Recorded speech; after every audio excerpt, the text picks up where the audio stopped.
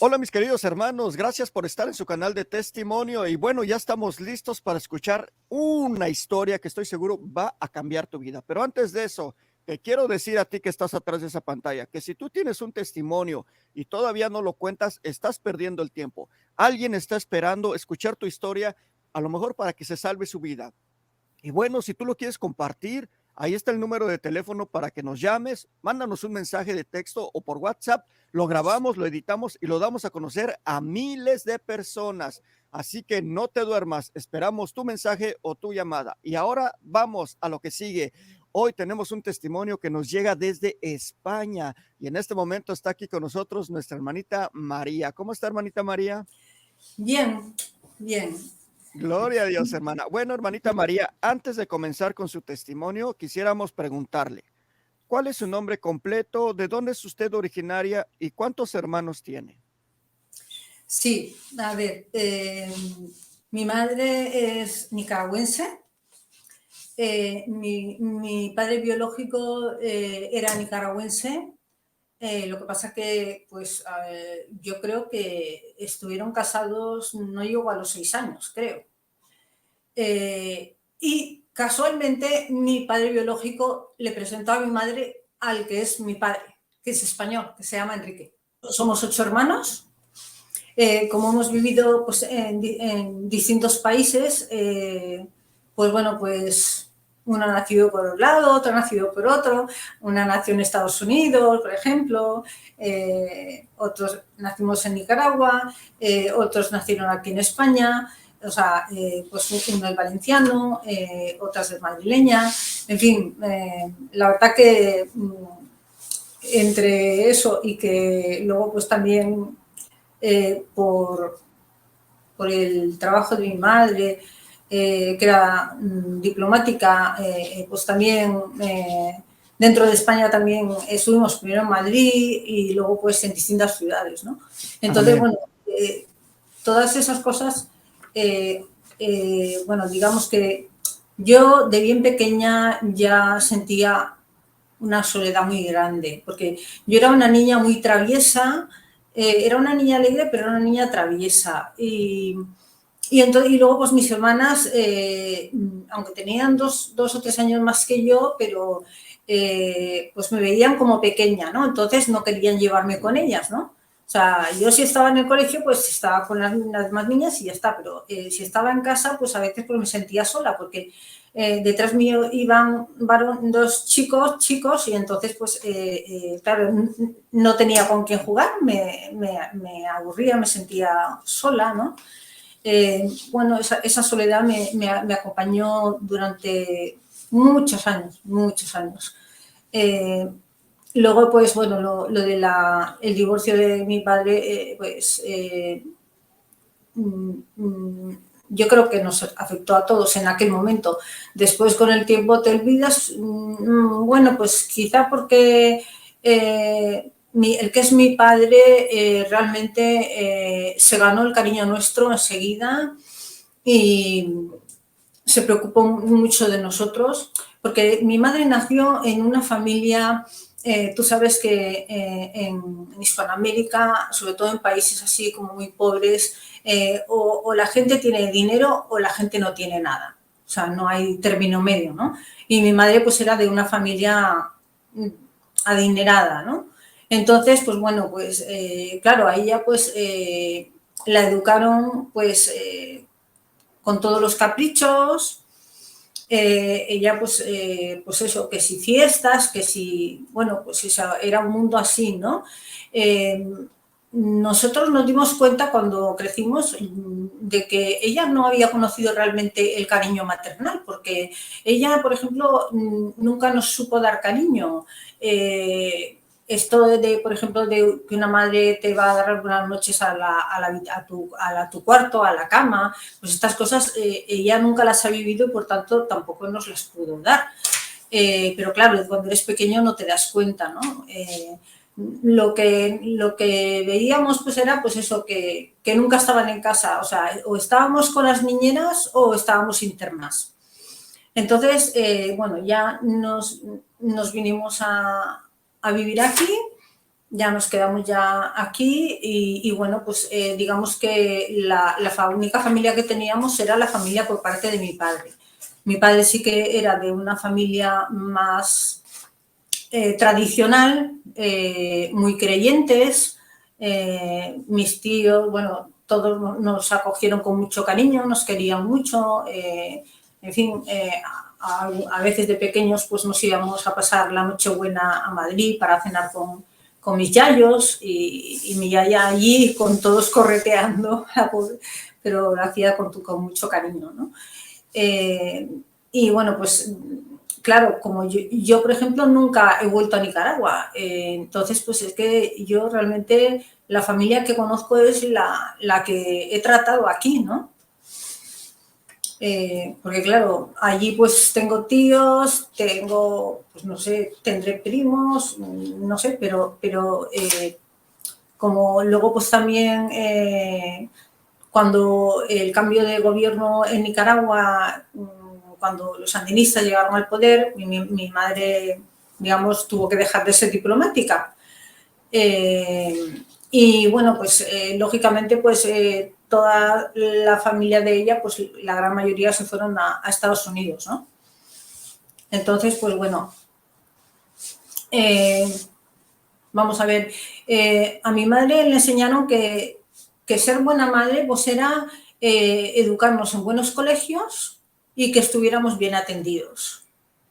Entonces, pues bueno, pues ella hizo pues lo que había visto y lo que le habían enseñado, ¿no?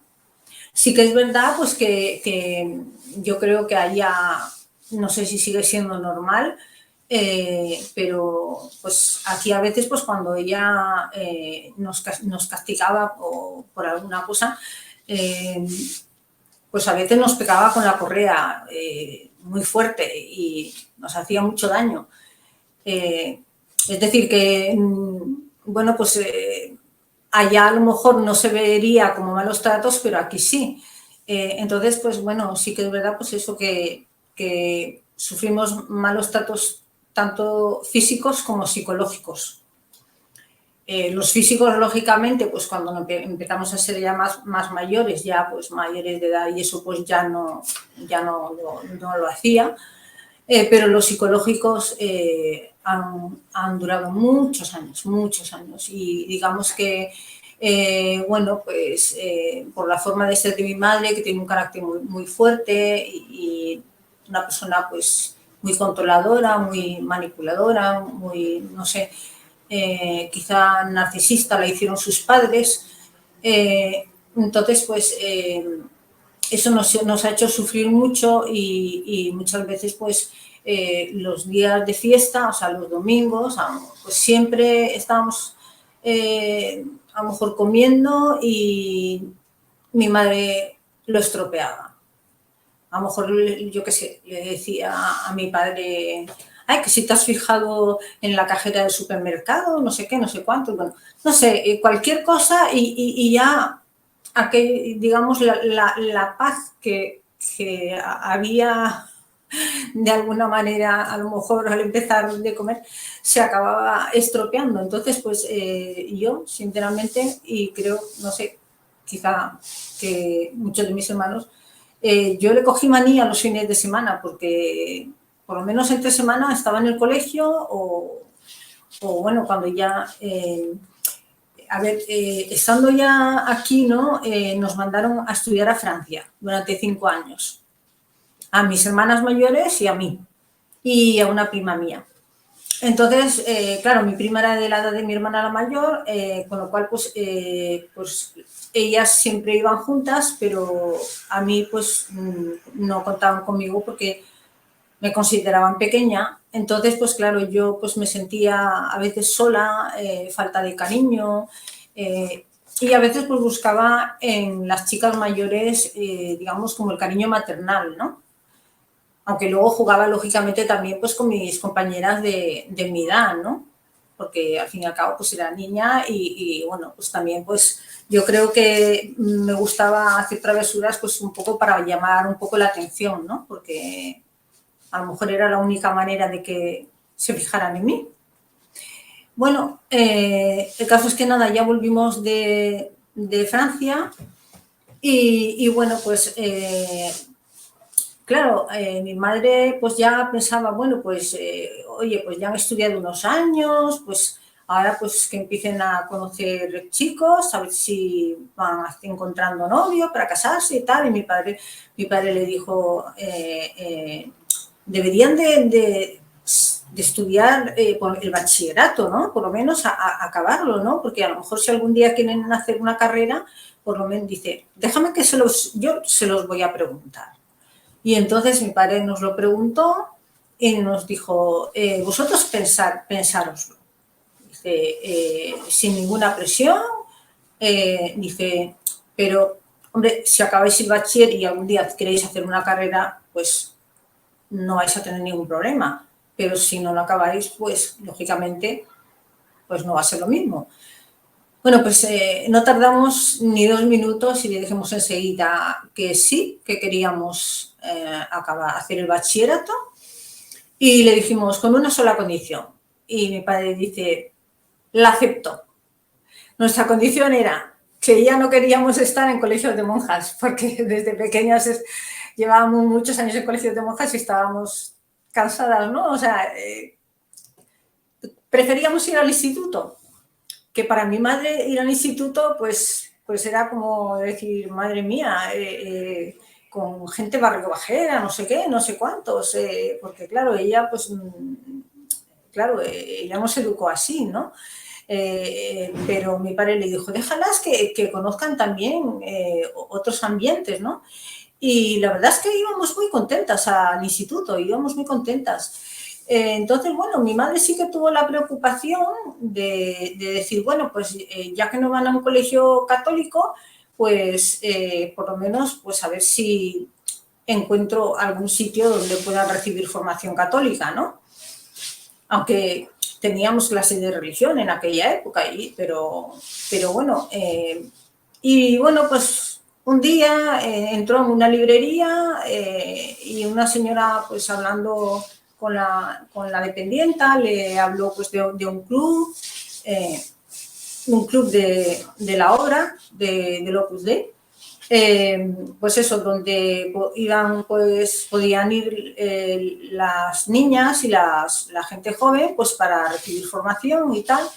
Y entonces, pues bueno, pues mi madre, bueno, pues se tomó nota, llamó, nos llamaron para un retiro, pero como cogimos el teléfono nosotras dijimos que no, pero se ve que insistieron y hasta que lo cogió mi madre y mi madre dijo que sí que íbamos y bueno, pues al final fuimos obligadas, pero bueno, bien. Y nada, al volver de retiro, bueno, pues empezamos a ir por el club. Bueno, una cosa que nos atrajo mucho fue que las veíamos siempre alegres, que nos hacían caso, que nos escuchaban como si fuéramos lo más importante del mundo, cosa que en nuestra casa nunca lo habíamos tenido, ¿no? Y bueno, yo pues además pues no sé, yo pues de pequeña, bueno, y un poquito más mayor también, pues digamos pues que era pues como, aunque era traviesa, pues a la vez pues era sosa, pues mis hermanas, por ejemplo, se reían con los chistes, yo no los entendía, ellas, pues, por ejemplo, pues hacían los deberes en poco tiempo, yo tardaba mucho más en hacerlos, aunque, pues bueno, sí que el Señor me dio la virtud de la constancia, ¿no? Porque yo hasta que no acababa no lo dejaba, ¿no? Y eso, pues la verdad que sí que me ha ayudado a lo largo de toda mi vida, ¿no? Esa virtud. Y entonces, pues bueno, a veces pues estábamos comiendo y estaban hablando de algo y había una palabra que yo no entendía y yo decía, ¿eso qué significa? Y entonces mis hermanas se reían y mi padre decía, Esteida, tú deberías de ir siempre con el diccionario debajo del brazo. Pero claro, todas esas cosas cuando eres pequeña te hacen sentirte como acomplejada, ¿no? yo me sentía acomplejada, yo me sentía como si fuera un poco tonta, ¿no? Y también me sentía pues, un poco como el patito feo, ¿no? Porque mis hermanas, pues, bueno, pues sabían posar cuando mi madre les compraba ropa, yo en cambio, pues no, pues yo me movía como una muñeca, dando vueltas y se reía, en fin, todos son todo cosillas pues que te van quedando dentro, ¿no?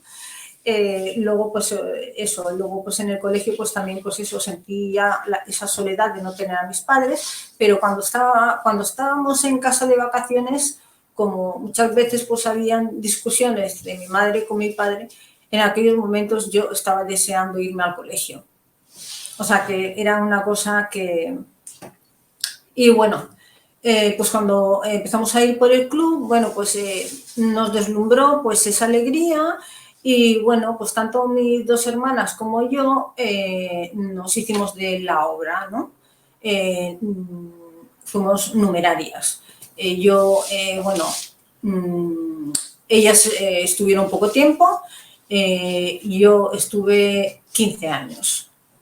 Yo entré con 14 años y medio, que a esa edad, pues la verdad es que no sabes ni lo que quieres. Pero bueno, en aquella época, pues, bueno, pues, no sé, con toda la buena fe, a mí me dijeron que tenía vocación, yo me lo creí y como, pues, me sentía bien porque me hacían caso, porque yo era importante cuando me escuchaban y no sé, pues, como que me compensaba, ¿no? No sé.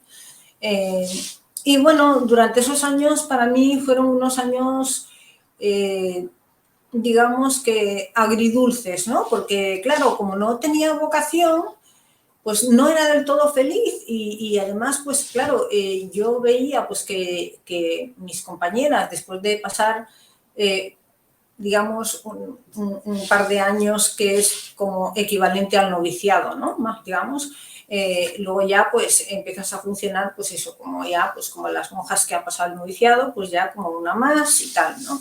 Y yo veía pues que a mis compañeras les iban dando responsabilidades y cosas y que yo nunca... Y bueno, y teníamos, o sea, teníamos una vida de oración bastante potente, pero sin embargo yo no crecía espiritualmente. Yo creo que nunca sentí a Dios como lo sentí cuando tuve mi conversión. Y bueno, pues llegó un momento en que ya, claro, a mí la obediencia, porque claro, yo había hecho votos, o sea, de pobreza, castidad y obediencia. Entonces a mí, pues claro, obedecer, o sea, me mandaron o sea, a un centro donde las que dirigían el centro eran casi más jovencitas que yo, porque yo pues, ya tenía a lo mejor 20, 26, 27 y a lo mejor pues había una de las que estaba ahí pues tenía 22 o 23 y claro, pues yo, aquello pues se me hizo mucho más cuesta arriba, ¿no? Porque, bueno, pues porque como no tenía vocación, estaba claro pues que yo no era capaz de obedecer. Entonces ya me empecé, digamos, a rebelar, a desobedecer y tal, y ya llegó un momento en que, bueno, ya me mandaron a otra casa con gente mayor, ahí estuve tranquila un tiempo, pero al cabo de 2 años me dijeron porque de vez en cuando te cambian de casa, ¿no? Me dijeron que había empezado pues en que iba de ir al sitio donde había estado antes, con las chicas jóvenes. Y entonces yo ya, ahí ya sí que me empecé a agobiar y yo ya dije, o sea, aquí ya sí que esto ya me supera, o sea, no puedo, no puedo, no puedo, no puedo, no puedo. Y entonces, pues bueno, pues llamé a mi hermana la mayor, porque, bueno, para todo había que pedir permiso, pero en este caso yo lo hice por mi cuenta, pues porque quería asegurarme de que si me iba, pues podía irme a su casa, ¿no? Porque no sabía mi madre si lo iba a entender, porque claro, también para mi madre, pues por una parte, pues era como decir, bueno, tengo una hija colocada, ¿no? Y cuando hablaba conmigo por teléfono, pues era, pues reza por nosotros, reza por tal, reza por cual. Y claro, yo sabía que le iba a costar entenderlo y de hecho, pues cuando yo llegué, vine a casa de mi hermana un tiempo hasta que ya pues mi padre me convenció para preparar oposiciones y bueno, pues digamos que la primera parte de las oposiciones prácticamente me la había preparado casi toda ya estando en casa de mi hermana, pero luego ya me tuve que ir a casa de mis padres, ¿no? Y bueno, ya estando en casa de mis padres pasé un infierno con mi madre, porque mi madre cada vez que me veían, aunque cuando nos reuníamos, cuando yo estaba en casa de mis padres, me decía, a mi casa no vienes, ¿eh? Ni se te ocurra, te buscas una mujer, una señora que cuidar o lo que sea, pero yo no te quiero en mi casa. Pero claro, mi padre no iba a permitir que yo me quedara en la calle, por decirlo de alguna manera, ¿no? Porque claro, yo cuando me salí yo ya tenía 30 años. Pero claro, yo salí sin estudios porque con mis padres pasaron un bache económico, luego a mi madre, pues eso, perdió lo de la diplomacia y todo eso, y entonces pues, en aquel momento pues no pude estudiar la carrera que hubiera querido, ¿no? En su momento, ¿no? Entonces, bueno, pues el tiempo que estuve en casa de mis padres, pues para mí fue un infierno con mi madre, porque pues mi madre me hacía la vida imposible. O sea, yo era la que tenía que limpiar toda la casa, me tenía que levantar por la mañana temprano, limpiarla toda antes de irme a estudiar o antes de irme a trabajar, porque luego, mientras me preparaba la segunda parte de la oposición, me salió un trabajo en la universidad. Una cosa que para mí fue muy fuerte y digamos que fue también un detonante que hizo que aún me tratara peor. Resulta que yo me había comprado a escondidas unos pendientes, ¿no? Y un día veo que mi madre tiene unos iguales y yo digo, madre mía, lo que faltaba. Digo, como se entere de que tengo unos pendientes iguales. Y resulta que se enteró de que yo tenía unos pendientes iguales, ella perdió sus pendientes y pensó que yo se los había robado. Y aquello fue, yo creí que me moría, porque le comió a mi padre la cabeza de tal manera, porque mi padre nunca hubiera sido capaz de decirme eso, que me dijo, Estelita, quiero hablar contigo. Y entonces me empezó a decir, como intentando hacerme ver que a lo mejor igual yo tenía la enfermedad de la cleptomanía. Y yo le dije, mira, papá, o sea, no sigas por ahí, digo, porque estás muy equivocado. Digo, yo no soy cleptómana, ni necesito ningún psicólogo.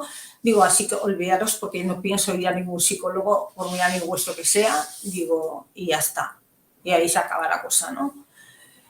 Pero claro, mi madre, pues cada vez que entraba por la casa, decía, yo no me hablo con ladronas, y se iba a la otra punta de la casa. Y claro, para mí eso era muy fuerte porque no me dirigía la palabra, no me miraba, o pues eso, cuando entraba, yo no me hablo con ladronas y se iba a la otra punta de la casa. Bueno, cuando estaba a punto de saber las notas de las oposiciones, ella decía, no, si tú no apruebas seguro, porque como tú no eres del PSOE, no vas a aprobar. Era todo así como negativo, ¿no? Y bueno, pues un día, por ejemplo, que me fui a hacer unos análisis, no limpié por la mañana, pues por la tarde me lo echó en cara, que no había limpiado. Y mis hermanas durmiendo por la mañana. O sea, no toda la mañana, pero quiero decir que, o sea, yo me levantaba a las 7 de la mañana, normalmente para limpiar, y luego me iba al trabajo de la universidad a las 8 o me iba a estudiar, o sea. Entonces, pues, bueno, pues esa situación, pues, bueno, además yo, como no había más habitaciones, pues yo dormía en el trastero, ni siquiera tenía cama, era como una cosa de lona que usan los soldados, y ahí pues con, no sé, pues sábanas y cosas como podía, pues me acurrucaba para no pasar frío, porque la casa era fría y la única habitación donde ponía la calefacción dormía mi madre con mis hermanas y bueno, y tenía 2 sobrinitos, ¿no? Y bueno, pues el caso es que, bueno, pues cuando ya supe que había aprobado, pues para mí fue un respiro. Yo le di gracias a Dios porque yo le dije que, digo, es que si no apruebo, porque cuando yo empecé a ir a la academia, que para mi padre fue un sacrificio muy grande porque estaban económicamente pasando un momento bastante malo. Pero me dijo, Estrellita, dice, este mes no te lo puedo pagar, dice, pero el mes que viene, dice, un sacrificio, dice, y ya podrás empezar a ir a la academia. Bueno, yo fui 3 meses a la academia. Entonces yo pues me empecé a mover porque yo tomé, digamos, mi plaza en enero del 88. Entonces, como ya había empezado el curso escolar, no me podía matricular en ningún sitio, pero bueno, pues me iba de oyente a algunas clases, luego pues me apunté en un gimnasio, iba a clases de karate, luego pues aproveché para sacarme el carnet de conducir, o sea, y bueno, pues digo, a ver si sigo conociendo gente, bueno, pues también pensé ingenuamente, digo, pues voy a ir al centro donde están los jóvenes del Partido Popular, porque el PP en aquella época pues era, digamos que defendía los valores cristianos, ¿no? Los valores humanos, o sea, la vida, la familia, todo, ¿no? Entonces, pues yo, muy ingenua de mí, yo pensé, bueno, pues seguramente que aquí conoceré chicos decentes y por lo menos, pues, no se querrán aprovechar de mí, ¿no?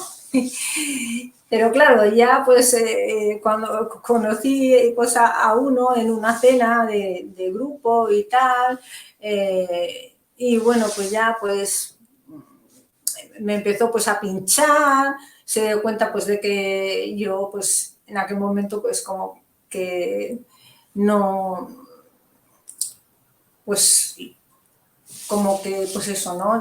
Lo de las relaciones, tener relaciones pues como que no me iba antes de casarme y entonces pues ya ahí ya el demonio ya se empezó a meter en mi vida, ¿no? O sea, de alguna manera, ¿no? Porque además me decía, seguro que estás pensando que si haces esto es pecado y no sé qué, no sé cuántos, bueno. Y total, pues claro, estás necesitada de cariño, estás sola y al final pues bueno, pues bueno, pues te dejas llevar buscando cariño, ¿no? Te dejas llevar buscando cariño. Entonces yo, pues digamos que ya de alguna manera le di la espalda a Dios. Le dije, no te voy a mirar porque si te miro no puedo vivir mi vida. Entonces, bueno, yo luego pues me matriculé en Derecho, hice 2 años allí. Tenía una amiga que tenía 19 años y como yo no aparentaba la edad que tenía, yo aparentaba que tenía 20, 22, no aparentaba más.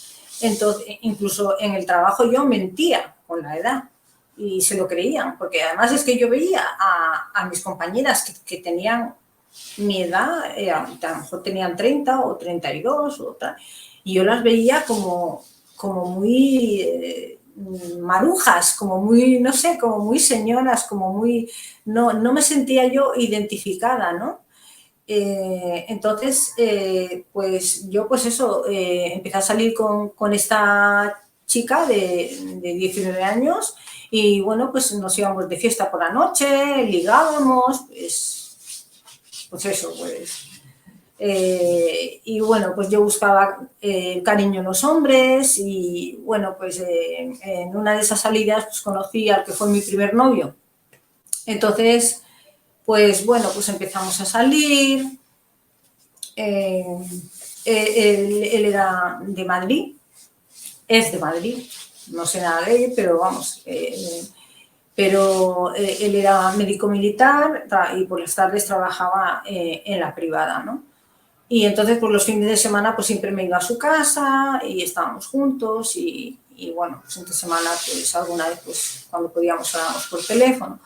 Y bueno, pues no sé, yo pues por cómo me hablaba y las cosas que decía, yo pensaba pues como que aquello parecía que iba a tener un futuro, ¿no? Como que iba a formar una familia, ¿no? Pero claro, era un chico muy inseguro, me había contado pues que estaba a punto de casarse años antes y vamos, o sea, vamos, que la novia estaba en la iglesia y que no, o sea, le entró pánico y que no pudo ir. Entonces, luego pues con otra no llegó tan lejos, pero también se echó para atrás. Y luego la última relación, pues estaba viviendo con una chica, pero la chica, o sea, simplemente pues eso, de pareja, ¿no? Y la chica se enamoró de otro y lo dejó. Entonces, pues cuando lo nuestro empezó a coger cuerpo, pues como que le empezó a entrar pánico y en vez de hablarlo, pues cuando le llamaba o no me lo cogía o me cogía y me hablaba en plan así como antipático, como, no sé, como para que yo dejara de llamarle, ¿no? Y bueno, pues al final, lógicamente, dejé de llamarle porque me di cuenta de que lo que quería era cortar. Y bueno, en aquel momento, aunque yo no me daba cuenta, o sea, yo me sentía sola a pesar de todas esas salidas, porque, bueno, estaba falta de cariño, ¿no? El final de este noviazgo para mí fue como la gota que colma el vaso de una serie de sufrimientos a lo largo de mi vida, ¿no? Que me hizo caer en picado y coger una depresión. Una depresión que me duró 23 años. Entonces, bueno, pues yo ya me pedí volverme a Valencia. Tardaron, bueno, o sea, la plaza nos la confirmaron enseguida, pero nos hicieron esperar hasta que entrara la siguiente remesa de funcionarios, con lo cual nos hicieron esperar casi un año. Pero claro, entre medias mis padres se casan por la iglesia, con lo cual tengo que venir. El Señor me puso un ángel porque era un señor pues que iba mucho por las oficinas a cosas de trabajo y como yo pues, me turnaba atendiendo, ¿no? Pues él siempre se portaba muy bien conmigo, pero nunca de tirarme los tejos, sino como muy correctamente, ¿no? Porque además él estaba casado con su mujer y todo. Incluso cuando iban a venir unas amigas mías me dijo, yo tengo un bucaló que os lo puedo prestar y tal. Y al principio le decía que no, pero luego ya al final pues le dije que sí y bueno, y la verdad que vino, o sea, lo preparó todo, vino a ver si estábamos bien. La verdad que para mí fue un ángel que me puso la Virgen o el Señor, ¿no? O sea, cuando yo llegué aquí, me fui a casa de una amiga para mientras yo encontrara un piso para mí, ¿no? Pero yo ya, como estaba con la depresión, pues cuando no estaba buscando piso, pues me encerraba en la habitación. Cuando volvía de trabajar, me encerraba en la habitación y no hablaba con ella ni nada. O sea, me aislaba, ¿no? Me aislaba. Y bueno, pues un día, no sé por qué motivo, acompañé a mi madre a la inspección médica y que tenía que ir a hablar con el inspector médico y me pareció un médico como muy humano y tal. Y bueno, pues dio la casualidad que al cabo de un tiempo me mandaron a mí unas pruebas de la espalda, porque yo tenía problemas de espalda ya desde bien joven. Y de hecho, estando en Tenerife, tuve una baja por enfermedad, o sea, de la espalda, que estuve varios meses y además estaba muy mal y lo pasé mal porque estaba sola completamente en el piso. Entonces, pues me saqué un colchón al salón para no estar todo el día en la habitación sola, ¿no? Para que no se me hiciera... Y me grababa pues los temas de la facultad, de los apuntes, y me lo ponía en el salón, en el aparato de música, ¿no? Para estudiar, ¿no? Quiero decir, momentos así duros, pues eso, ¿no? De ponerte enferma y de estar lejos, ¿no? De las personas que te quieren y que te pueden cuidar, ¿no? Pero me hizo mucho daño porque, claro, yo, bueno, pues cuando vine, pues yo ya venía muy mal, pero no quería que mis padres supieran que yo venía así. Un buen día, pues eso, ¿no? Tenía que irme a hacer unas pruebas y las pruebas estaban no muy lejos de donde estaba la inspección en esa, pero hacia el otro lado. Y resulta que me encuentro con que no estaba el médico que me tenía que hacer las pruebas y entonces, pues no sé por qué, me dio por irme a la inspección y me fui a hablar con este médico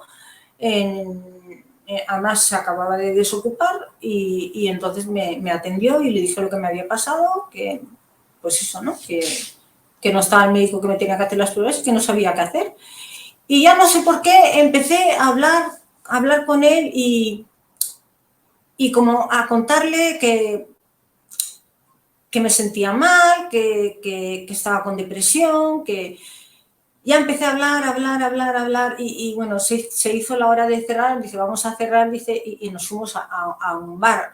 Me compré un bocadillo porque yo tenía dinero, pero dice, venga, algo tienes que comer. Y yo digo, es que no tengo hambre. Se empeñó en comprarme medio bocadillo, aunque casi no comí, pero... Y entonces, pues bueno, como yo que estaba tan mal, dice, mira, vamos a hacer una cosa, te vienes a casa, te presento a mi mujer, tengo ahí un despachito que atiendo muchas veces a los vecinos, que además los atendía sin cobrarles nada. Y bueno, pues fuimos al despachito, seguimos hablando y bueno, pues él me vio que estaba realmente muy mal y bueno, pues me puso un tratamiento, ¿no? Y bueno, pues le dijo a su mujer que pues se ve que consultó con su mujer de quedarme el fin de semana porque vivía sola y que me veía muy mal y el fin de semana se convirtió en un mes. O sea, ellos tenían 2 niñas, una tenía pocos meses y la otra pues tendría 9 meses más o 10 o 11 meses más, o sea, eran pequeñitas. Entonces venía una señora que se encargaba de ellas y también se encargaba de mí. Y o sea, yo al principio dormía en el salón y al final, o sea, de verdad que una cosa impensable. O sea, ellos se fueron a dormir al salón para que yo pudiera estar todo el día en la cama, porque yo no me levantaba de la cama. Y yo tenía unas crisis de ansiedad muy fuertes, que me quedaba como paralizada. Me tenían que meter a la fuerza la pastilla, porque apretaba tanto la boca que no podía, ¿no?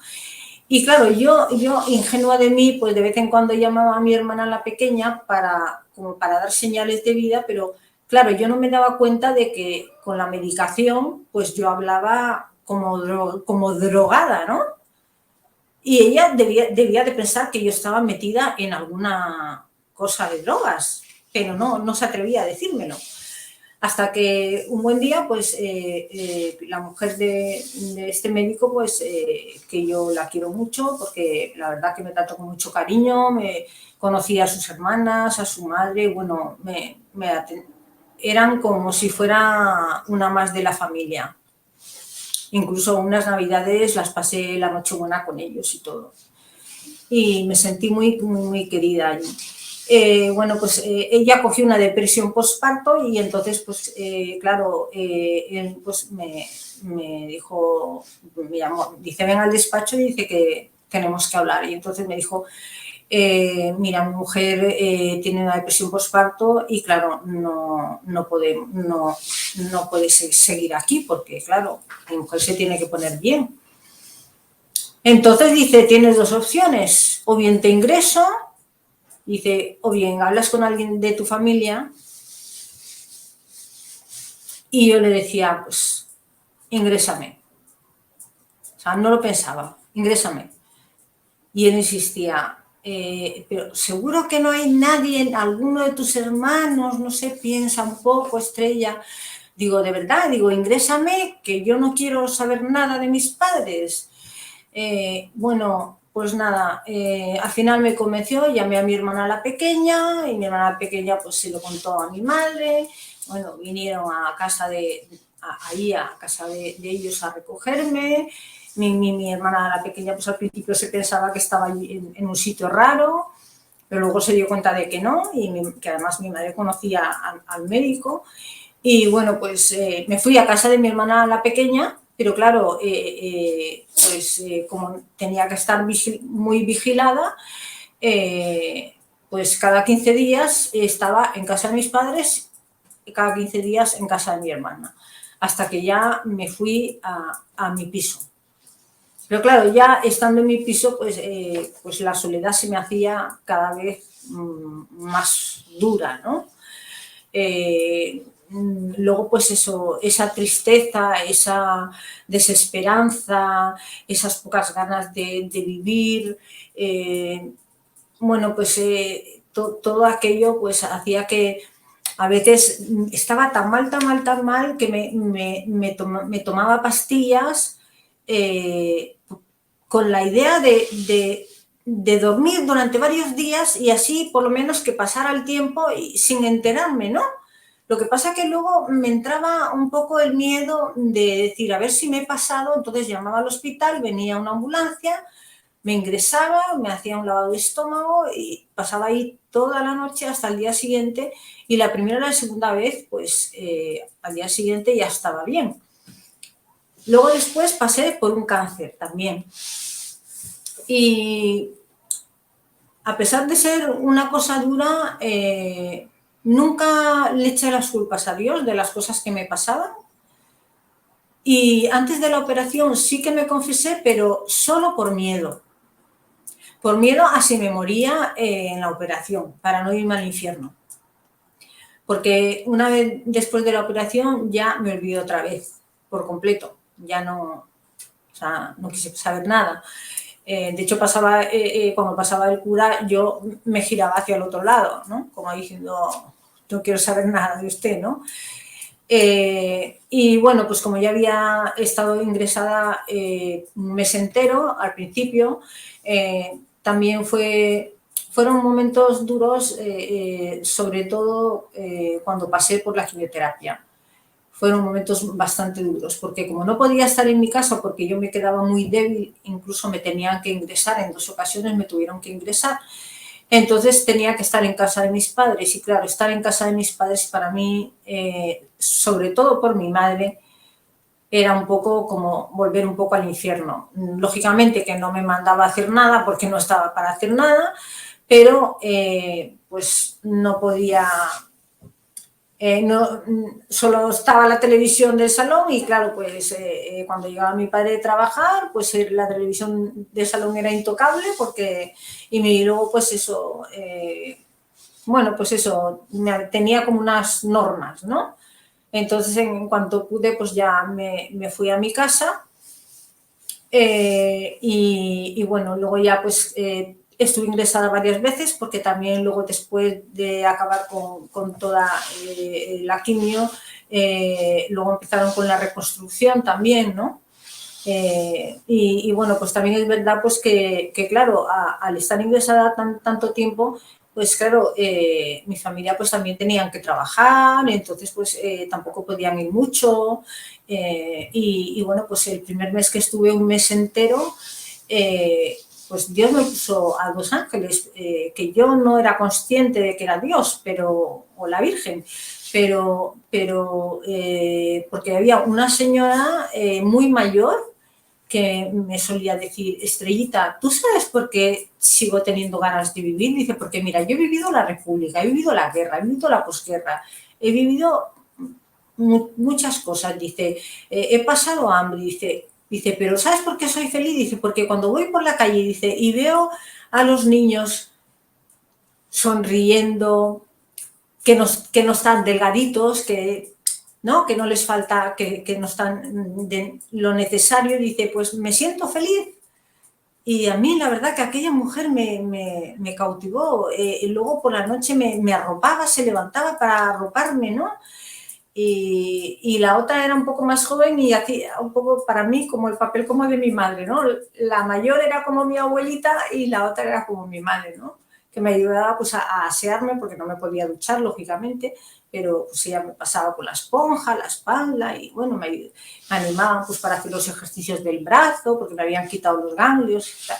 Bueno, pasó ya todo aquello y bueno, pues ya cuando acabó toda la reconstrucción, pues digamos que fue como pasar página, ¿no? Como decir, bueno, ya estoy curada de esto, ¿no? Estoy curada de esto, aunque no estaba curada, lógicamente, de las depresiones, luego la espalda, bueno, estando allí, pues yo podía ir a cualquier médico, entonces allí durante 10 años me llevaron en la unidad del dolor por la espalda y, bueno, pues estuve con parches de morfina, además de la medicación de la depresión. Bueno, durante tantos años de depresión, lógicamente, pasé por muchos psicólogos y por muchos psiquiatras, pero en el fondo yo salía como vacía, ¿no?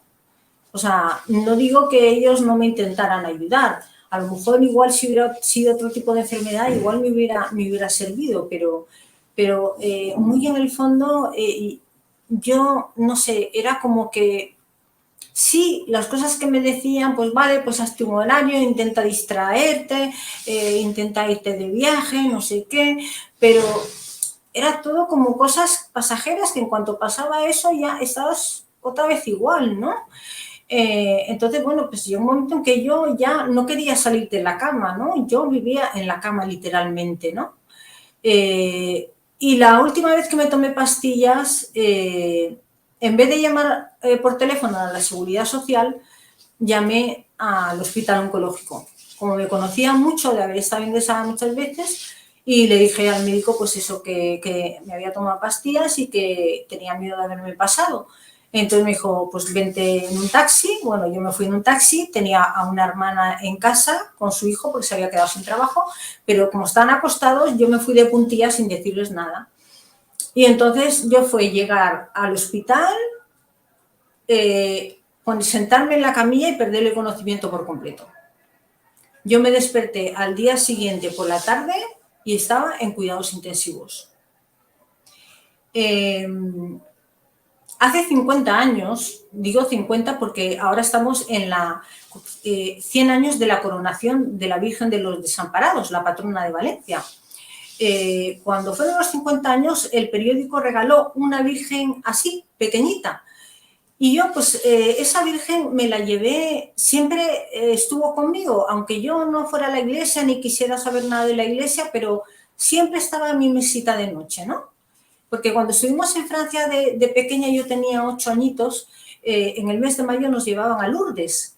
Y la primera vez que fui a Lourdes a mí me impactó mucho porque nos contaron la historia de Santa Bernardita, nos enseñaron su cuarto, bueno, todo, ¿no? Y yo le cogí un amor a la Virgen muy grande. Y luego, bueno, aquí en Valencia pues también, ¿no? Lógicamente, ¿no? Entonces yo me acuerdo que cuando estaba interna y una vez a la semana creo que rezábamos el rosario y yo le decía a la Virgen, ¿por qué no me dejas que te vea como Santa Bernardita? Porque, pues no sé, era como mi madre del cielo y yo pues quería como sentir su cariño, ¿no? Bueno, pues yo siempre pienso, después de mi conversión, de que la Virgen siempre estuvo a mi lado, aunque yo no fuera consciente. Y que en esa ocasión, cuando vino el médico a cuidados intensivos, me dijo que les había pegado un susto de muerte porque pensaban que no me recuperaban. O sea, que vamos, que debía estar como muerta y que pensaban que ya no... Bueno, el caso es que salí adelante. Luego en otra ocasión pues también tuve, por ejemplo, pues un accidente que llovía tanto que el agua llegaba hasta la altura de la acera y mi coche, aunque era nuevo, pues era un coche baratito y claro, pues el freno no funcionó, entonces el coche le di al coche de delante, el mío quedó para el cementerio y yo, aunque iba con el cinturón, me di un golpe en la cabeza muy fuerte, me ingresaron porque me hicieron una resonancia, vieron que tenía sangre, no sabía si tenía algún derrame o alguna cosa y me tuvieron ahí 3 días hasta que vieron que pasó el peligro y tal, ¿no? Entonces son como momentos que yo luego pensé, es que, o sea, podía estar muerta, podía estar en el infierno o podía estar en un purgatorio muy largo, ¿no? Porque yo pues pasaba de Dios, ¿no? Y ya después de todo eso empecé a pensar que yo necesitaba a Dios, pero que no quería volver a la Iglesia Católica. Entonces empecé a buscar por internet y bueno, pues di con los ortodoxos de la Iglesia Ortodoxa rusa. Y bueno, pero claro, estaban en Alicante, entonces pues yo iba con el coche hasta la estación del norte, dejaba el coche aparcado, cogía el tren, y luego ya me iban dando hasta donde estaban ellos, que tenían la capilla cerca, y fue una temporada, pero luego ya dejé de ir porque, no sé, intenté ir también aquí a otros ortodoxos de otro país, porque de rusos no habían, y como no entendía nada, ya lo dejé y ya me olvidé. Y entonces, pues bueno, pues yo ya estaba en la cama, ya, pues eso, mi vida era entrar en internet, en Facebook, que era lo único que existía, ver la tele y dormir, esa era mi vida. Y entonces, pues nada, ya, pues un buen día, yo empecé a invitar a gente de habla francesa y un buen día, pues un chico me pide entrar y bueno, la foto era así como una cara bastante extraña, ¿no? Pero bueno, yo digo, mientras no diga malas palabras y cosas así raras, pues no, bueno, le dejo entrar. Y entonces, en aquella época siempre todo el mundo nos poníamos nuestro nombre con nuestros apellidos. Pero él se había puesto de apellido Meyugore. Pero claro, yo no tenía ni idea. Entonces yo cuando lo veía, yo decía, este chico es imposible que sea francés, porque claro, yo había vivido con niñas francesas, estudiado con niñas francesas y decía, este apellido no es francés.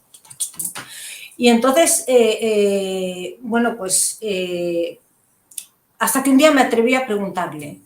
Le dije, oye, digo, ¿pero tú eres francés? Dice, sí, ¿por qué lo dices? Digo, porque tu apellido no es francés. Y entonces dice, no, dice, no es un apellido, dice, es un pueblecito que está en Bosnia, que yo no tenía ni, yo Bosnia no sabía por dónde paraba en aquel momento. Dice, donde la Virgen se empezó a aparecer desde el año 81 a unos niños y se sigue apareciendo.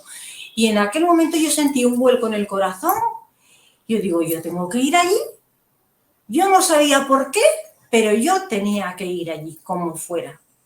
Yo no conocía a nadie creyente porque no iba por la iglesia. Y entonces empecé a buscar, había pequeños buscadores, hasta que al final di con una pequeñita página que había de Medjugorje, y entonces había una pestaña que ponía información para peregrinaciones, ¿no? Entonces escribías un email a guías de habla española, y entonces pues yo les escribí, digo, mira, digo, es que yo no conozco absolutamente a nadie, digo, pero me gustaría ir, y entonces me dijeron, pues no, tú no te preocupes, como siempre suele haber algún grupo de habla española, pues cuando vayas a venir nos avises para que te vayamos a recoger y te metemos en algún grupo de habla española. Y bueno, pues ese verano yo me había comprado un billete para irme de crucero porque mi padre me comió la cabeza y me dijo, ya verás, si te vas de crucero, siempre te puedes encontrar a hombres solteros, igual encuentras al hombre de tu vida y se te van todos los males y tal. Y bueno, pues me convenció y yo me lo compré, aunque yo seguía viviendo en la cama. Pero cuando me pasó eso de la Virgen, yo dije, yo no me puedo ir de crucero, yo me tengo que ir a ver a la Virgen. O sea, fue una cosa de verdad. Y entonces, bueno, pues mientras me devolvían el dinero y toda la cosa, porque bueno, yo fui, pues eso, al hospital oncológico y le dije al médico que me hiciera un justificante porque no quería irme al crucero y entonces me puso, pues, bueno, que me tenían que hacer unas pruebas y tal y no tuve ningún problema. Tardaron un poquito y por eso tardé un poquito más en ir, unos meses en ir. Y bueno, pues yo me fui sola. Claro, lógicamente no conocía a nadie, ningún sacerdote me conocía. En el grupo donde me metieron estábamos de distintos puntos de España, tampoco había ningún sacerdote. Y claro, pues yo me sentía a gusto, aunque hacía años que no rezaba, lo único de lo que no me había olvidado era del Padre Nuestro y del Ave María. Entonces a veces decían, pues vamos, rezamos un rosario mientras vamos hacia la colina de las apariciones. Pues vale. Yo decía, yo contestaba a los Padres Nuestros y a las Ave Marías y ya está, ¿no?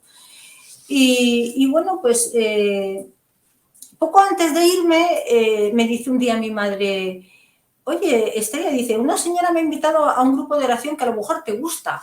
Y entonces resulta que era un grupo de oración de Reina de la Paz, que es así como se hace llamar la Virgen de Medjugorje. Entonces rezaban el rosario con el Santísimo expuesto y después era la adoración al Santísimo, que la llevaba un sacerdote. Pero claro, yo el rosario, yo a la Virgen la quería mucho, pero el rosario no podía con él. Entonces intentaba llegar lo más tarde posible y siempre pillaba una parte del rosario, entonces me metía en la sacristía hasta que acababa, y cuando ya se acababa ya me salía para la adoración. Y al poco me fui a Medjugorje y bueno, pues eso, ¿no? Que lo que te digo, yo ahí sentí una paz que no había tenido nunca en mi vida, pero nunca, nunca, nunca, porque era una paz que te salía de dentro, ¿no? Era como algo especial, no sé, respiraba algo especial que yo no sabía cómo llamarle, ¿no? Pero luego las adoraciones, pues también eran muy bonitas.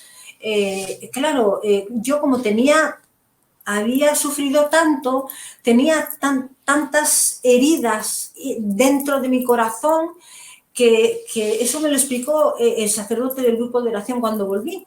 Porque cuando yo volví, no tuve mi conversión inmediatamente. La Virgen lo que me regaló fue que yo vine con una necesidad de rezar el rosario que no sabía por qué lo tenía que rezar. Y así me tuvo 6 meses. Y durante esos 6 meses yo hablaba con el sacerdote y yo le decía, digo, ¿y por qué digo esa paz que tenía allí? Digo, me ha durado poco más de 2 semanas. Y entonces él me explicó que era porque tenía muchas heridas y dice, eso es como si tuvieras un paraguas y aunque llueva, pues no te cala. Entonces, aunque Dios te mande las gracias, esas heridas hacen de paraguas y entonces no te llegan las gracias, ¿no? Entonces, pues claro, el Señor te tiene que ir sanando, ¿no? Primero, ¿no? Y entonces, bueno, pues a los 6 meses, a través de ese grupo de oración, había un grupito con el que yo me solía ir porque después cuando acababa se iban a tomar un bocadillo y entonces digo, pues era la única distracción que tenía en la semana, ¿no? Entonces nos íbamos a cenar de bocata y luego ya nos íbamos cada uno a nuestra casa. Y un día pues me dicen, ¡ay, que viene el padre Ghislain, un sacerdote exorcista canadiense que daba retiros por muchos países del mundo! Y entonces me dijeron, uy, son unos retiros fabulosos, además tiene el don de sanación y muchos carismas y no sé qué y no sé cuántos y tal. Y bueno, total que bueno, pues yo no sé, me lo decían tan así que digo, oye, pues me voy a apuntar. Y entonces me dijeron, tienes que escribir a un correo electrónico y nada, escribo y me dicen que está ya lleno. Entonces me enteré por esta gente que en septiembre había otro retiro, que en octubre había otro retiro, y entonces yo volví a escribir y le digo, mira, digo, yo vivo en la cama, yo estoy con depresión desde hace muchos años y digo, yo necesito ir a ese retiro, digo, ponme por favor la primera de la lista para septiembre. Entonces, cuando faltaban como 10 días o así para el retiro ese, que era el 4 o 5 de julio, viernes, sábado y domingo, primer fin de semana de julio del 2014, de repente abro el correo, que no lo solía abrir casi nunca, y de repente me veo un correo con la dirección del retiro y digo, uy, digo, pues no sé, digo, pues a lo mejor será para decirme que me han apuntado para septiembre. Y de repente me dicen, te esperamos el viernes día 4 a las 5 en punto empieza el retiro y además estás becada.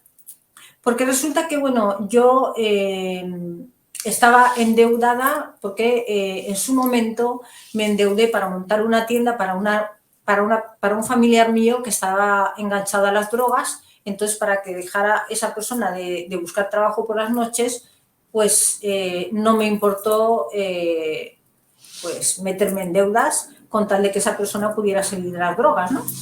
Entonces, bueno, pues como llegó la crisis, la primera crisis económica, pues aquello duró un año y porque mi padre me insistió a mí y a mi hermana la pequeña, que era la que llevaba la tienda, fundamentalmente, porque sabía mucho de todo eso, pues menos mal que cerramos. Porque claro, yo, cada 2 o 3 meses había que comprar ropa, que llegaba otra temporada y claro, pues claro, cuando es un negocio de repente te van lloviendo ofertas de dinero, ¿no? Y no te das cuenta de que te vas endeudando. Y bueno, pues bendita deuda porque bueno, pues esta persona dejó las drogas. O sea que a mí, aunque no llegara casi a trabajar en la tienda, pero por lo menos, aunque en aquella época yo tampoco iba a la iglesia ni nada, pero a mí pues lo que me importaba era eso, ¿no? Y bueno, pues cuando me escriben me dicen pues eso, que estoy becada. Entonces yo, pues nada, la verdad que no me lo creía, ¿no? Y bueno, me fui en BlaBlaCar, que bueno, pues son conductores particulares que se apuntan en una página y entonces pues pueden llevar a gente y luego tú los valoras en la página de cómo ha sido el viaje y todo, ¿no? Porque te ponen además el precio, el modelo del coche, o sea, en fin. Bueno, pues yo me fui así y volví así a la vuelta, ¿no? Entonces, bueno, ya llego al retiro y yo llego como un niño que entra por primera vez al colegio, porque para mí era todo desconocido. Entonces me dijeron que habían 2 chicos de Valencia que resulta que eran seminaristas y entonces, pues bueno, llego y lo primero nos dan una charla de ocultismo y de otras muchas cosas. Bueno, allí apuntando sin parar, porque resulta que en la familia de mi madre había habido mucho ocultismo, porque en Hispanoamérica, como tú bien sabrás, el ocultismo es una cosa que viene de los ancestros, ¿no? Y como que muchos creyentes católicos pues iban a misa, pero también luego iban a sesiones de espiritismo, como si fuera lo más normal. Entonces, claro, esto lo vivió mi madre, de alguna manera nosotros también lo respiramos, ¿no? Y bueno, pues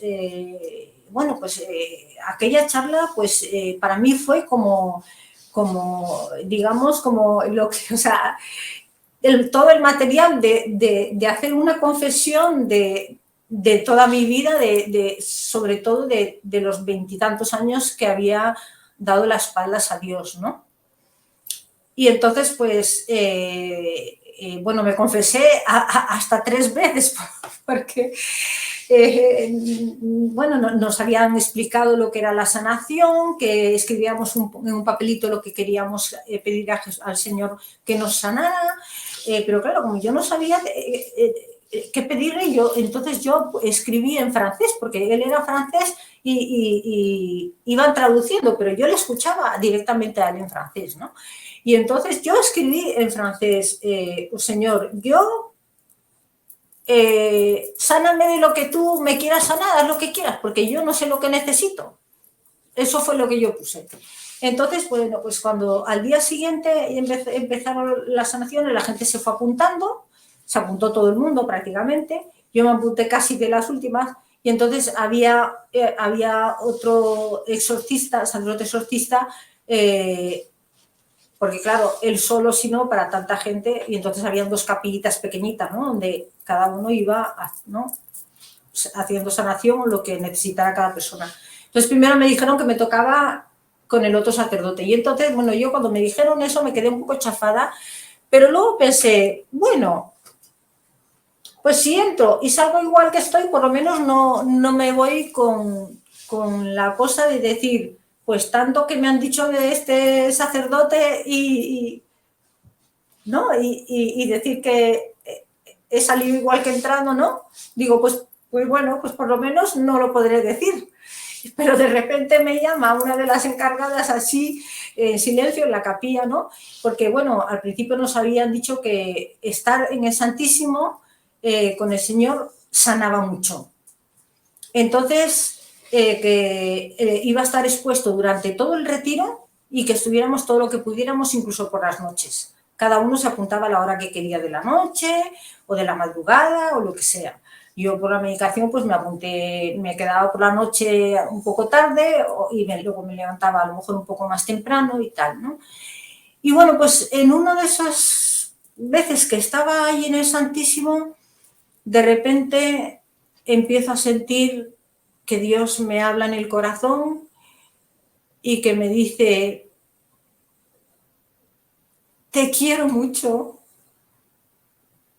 eres muy valiosa para mí y además te necesito, yo te creé con mucho amor y te quiero tal como eres. Y para mí eso fue muy fuerte, porque nunca me habían dicho eso. Yo nunca me había valorado.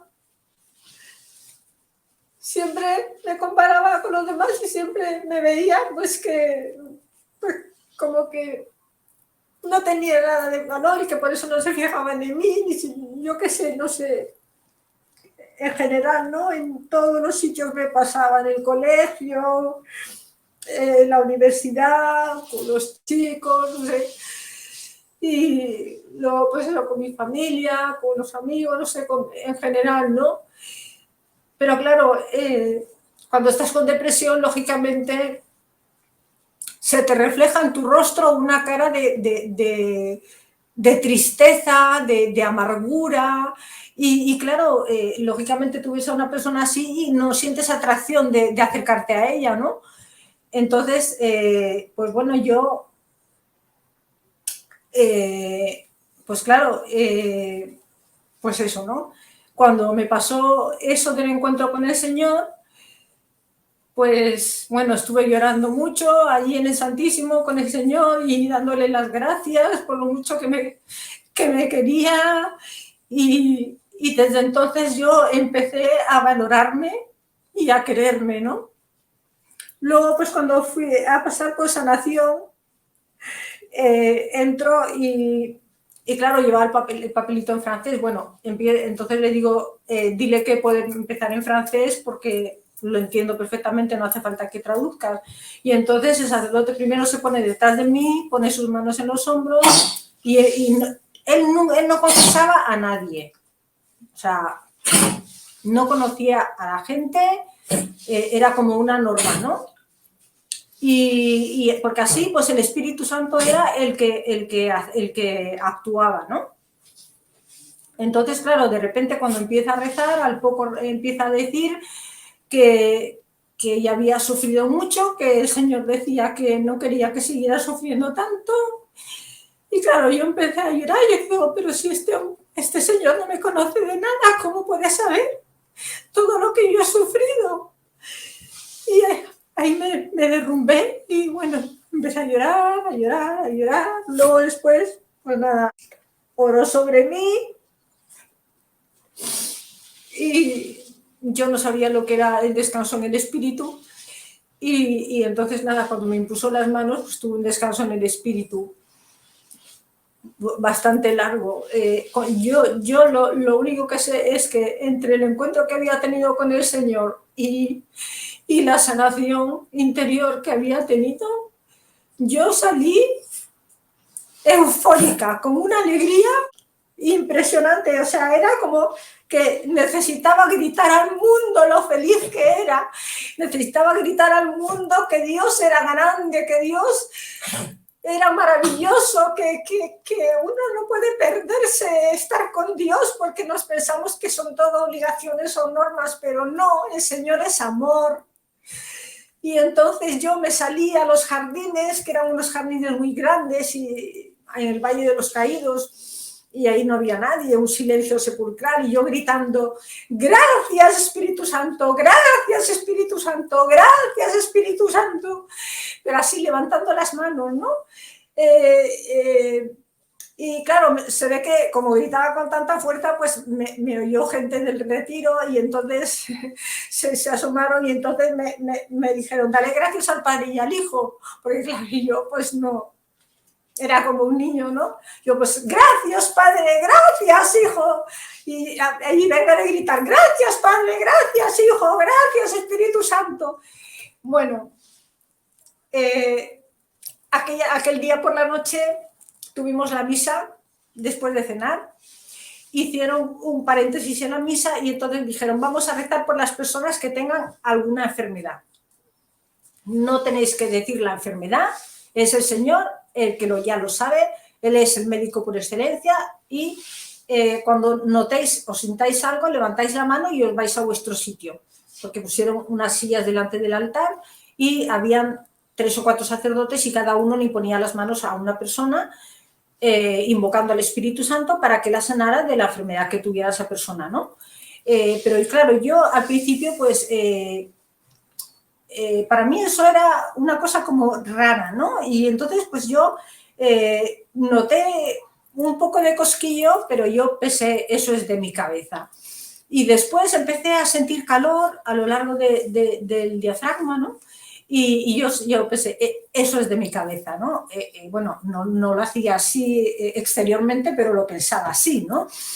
Y ya la tercera vez ya como diciendo, pues ahora te vas a enterar de que soy yo, ¿no? Y entonces ya empecé a sentir, pero como si tuviera una llama de fuego pegada en el pecho que me quemaba, que no podía más, y entonces ya interiormente digo, vale, vale, Espíritu Santo, ya sé que eres tú.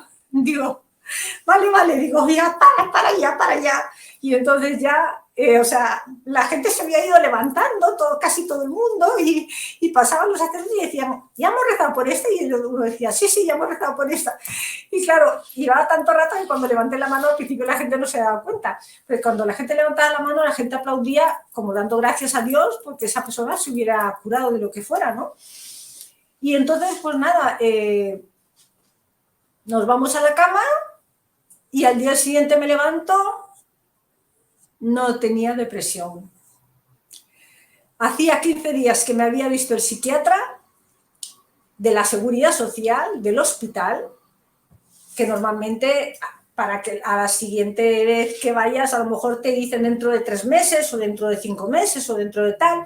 Bueno, pues me vio tan mal que me dijo, el mes que viene te quiero ver a mitad de julio antes de irme de vacaciones.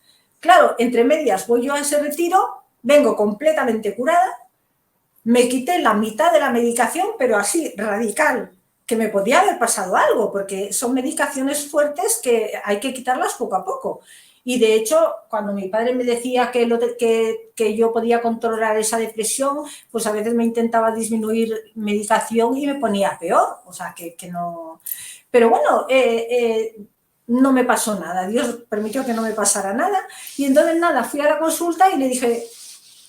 Porque yo cuando lo vi intuí que, yo digo, no lo va a entender.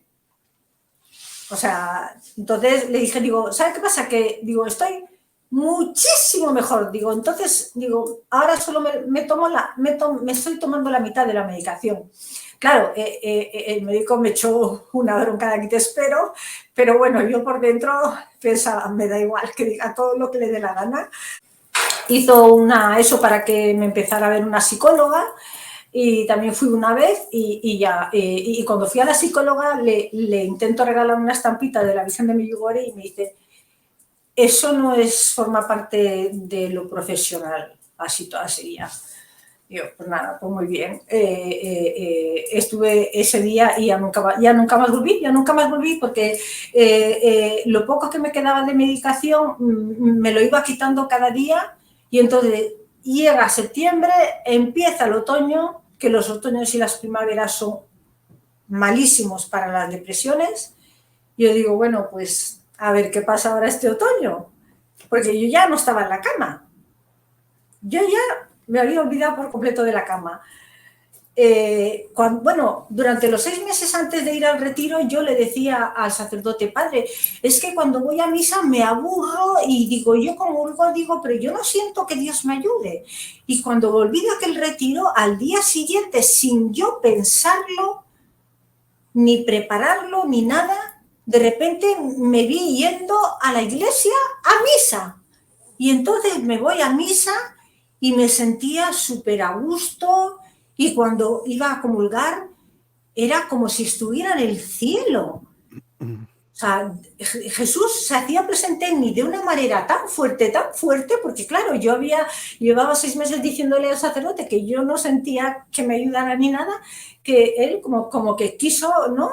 Que yo, digamos, supiera, lo viviera y lo sintiera, ¿no? A ciencia cierta de que él estaba conmigo y bueno, para mí era de verdad que era como si estuviera en el cielo, no quería que se acabara y al día siguiente volví y me volvía a pasar y bueno, yo me sentía la mujer más feliz del mundo. O sea, es que me resucitó. Esa fue la palabra. O sea, yo era un zombie, yo era un zombie, o sea, yo era un muerto viviente antes y después es que ya era una persona resucitada, el Señor me había resucitado, como el pasaje ese de Ezequiel que habla de los huesos secos, ¿no? Y le dice a Elías, creo que es, o a Oseas, no me acuerdo, que le va diciendo, tú repite lo que te voy diciendo, ¿no? Y entonces los huesos pues van cobrando formas hasta que al final del todo los huesos se convierten en personas, ¿no? Entonces, pues de alguna manera, ¿no? Y yo me sentía así, ¿no? O sea, como... Eso es lo que pensé muchos años después, ¿no? Y luego al año siguiente, porque yo iba con muleta y con un cojín porque tenía unos dolores en las piernas muy, muy fuertes que no me los quitaba ni la morfina. O sea, a veces eran tan fuertes que se me saltaban las lágrimas sin yo querer llorar. Y al sentarme, los huesos, al sentarme me dolía mucho. Entonces solía ir a la iglesia siempre con el cojín y con la muleta.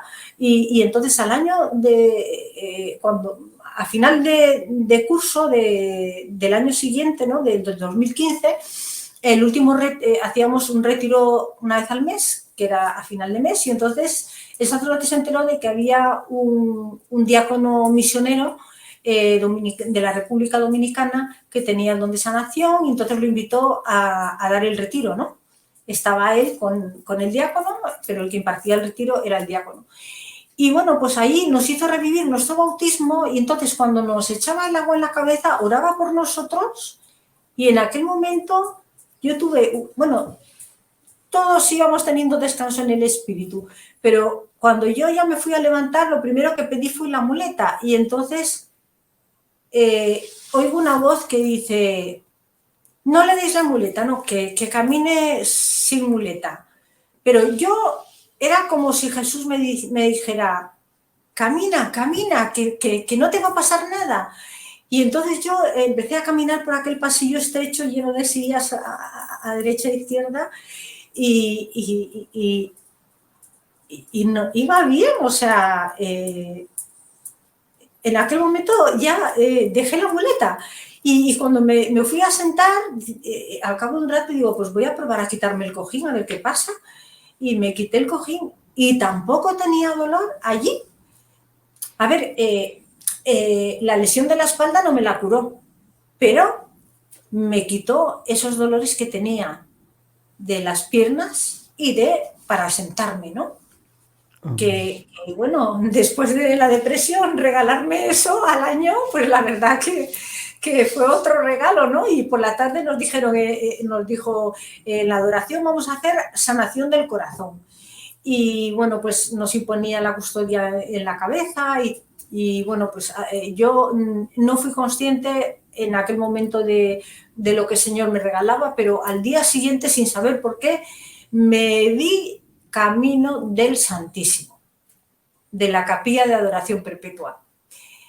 Y me estuve 1 hora, además luego de ir a misa. Al día siguiente, otra vez al Santísimo. Era como que algo me empujaba.